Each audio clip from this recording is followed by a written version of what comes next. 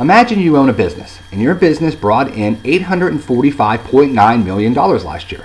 Now imagine that your business has 400,000 employees, and you didn't have to pay any of them. Sound impossible? It's not. Welcome to the NCAA. The NCAA is a business. It's a big business. According to their official website, the television contract with Turner Sports and CBS Sports alone will generate $680 million in revenue this year. Yet the athletes that people tune into these stations to watch don't get paid. They also can't hold down part-time jobs according to NCAA rules. These are college kids that are giving so much back to the schools they are attending. They're also making them a ton of money, but they can't even afford to go to a movie on a Friday night with their boyfriends or their girlfriends. Today, I'm going to talk to you about why I think NCAA athletes should get paid for playing NCAA sports. Before we look at the kids, the students, for comparison, let's take a look at the salaries of some NCAA coaches. I'm going to focus primarily on the two most popular sports and the two that bring the most money, basketball and football. Now, I believe that all athletes in the NCAA should get paid regardless of sports. Just using the two most popular sports is just a reference point to start. NCAA Division I football coaches are very well paid. According to an article in the New York Times, 15 of the highest paid NCAA head coaches made a combined $53.4 million in 2011. $53.4 million. Assistant coaches in the best programs, they made on average around $200,000 per year, according to the USA Today. NCAA basketball head coaches of teams that went to the NCAA tournament made an average of $1.4 million a year in 2011, while their assistants made on average around $100,000 per year. So you can see the coaches are being paid very well. Now that we've looked at that, let's take a look at the revenue brought into the NCAA and to the schools by the two most profitable sports. In 2011, the University of Texas led the nation in football revenue, generating $103.8 million. The school had $25.9 million in expenses for a profit of $77.9 million. Think about that for a second. How many businesses do you know made a profit of over $77 million last year? Now, granted, Texas is the highest in the country, but the average Division I football program generated $25 million last year, according to ESPN. So again, for comparison, how many businesses do you know made $25 million in revenue last year?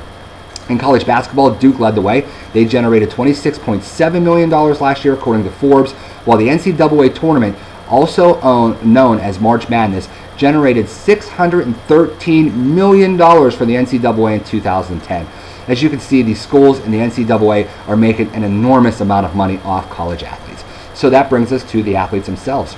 Now, the number one argument why these kids shouldn't be paid is because most of them are in school on a free athletic scholarship, and some people consider that their payment. I can understand that. However, it doesn't take into consideration that a student athlete's life is completely different than a typical college student. Scholarship athletes, like all college students, are required to maintain a GPA that has to be high enough to stay in school. Well, the athletes, not only does it have to be high enough to stay in school like the other students, most times their GPA has to be even higher to remain eligible to play in their sport. That means besides the hours of time spent practicing and doing team-based activities, they also must find time to study to maintain their GPA. NCAA athletes are not allowed to hold part-time jobs. This rule does not apply to all college students, just NCAA athletes. The fear is that these kids will get special treatment by their employers because of their celebrity status on campus and in the different college towns. There have been scandals involved with NCAA athletes because of the fact they have no money. Ohio State was put on probation because some of their football players sold autographed merchandise.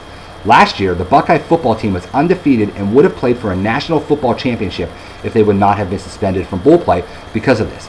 The NCAA and the university has made so much money off these students, but yet some of the football players felt like they had to sell memorabilia just to have some money in their pocket. It's a difficult situation, I know that, and it doesn't have an easy solution. But now that we have seen how big of a business college sports are, I do have a few suggestions that could help eliminate this problem. The first one, quite simply, pay the kids. I'm not saying they need to make millions of dollars like professional athletes. They're not professional athletes. I mean a couple $100s attached to their scholarship per month. This goes for every athlete in every sport, regardless if it's football or women's field hockey. The other option would be to let them hold down a part-time job. It would then be up to the student to make it work with their studies, their practices, their team activities, and then the hours they're working. I also think that you can eliminate the fear of the celebrity status by making sure the jobs are within the campus, like the school cafeteria or maybe the bookstore. This would help eliminate the preferential treatment. In conclusion, college is supposed to be a special time. Most people look back at college as one of the best times of their lives, and in my opinion, these student athletes aren't being able to a certain extent to enjoy the college lives the way normal students do because they don't have any money and they don't have the opportunity to make money. These kids can't go to a movie on a Friday night unless they call their mom or their dad and say, hey, can I borrow 20 bucks? I don't think that's right.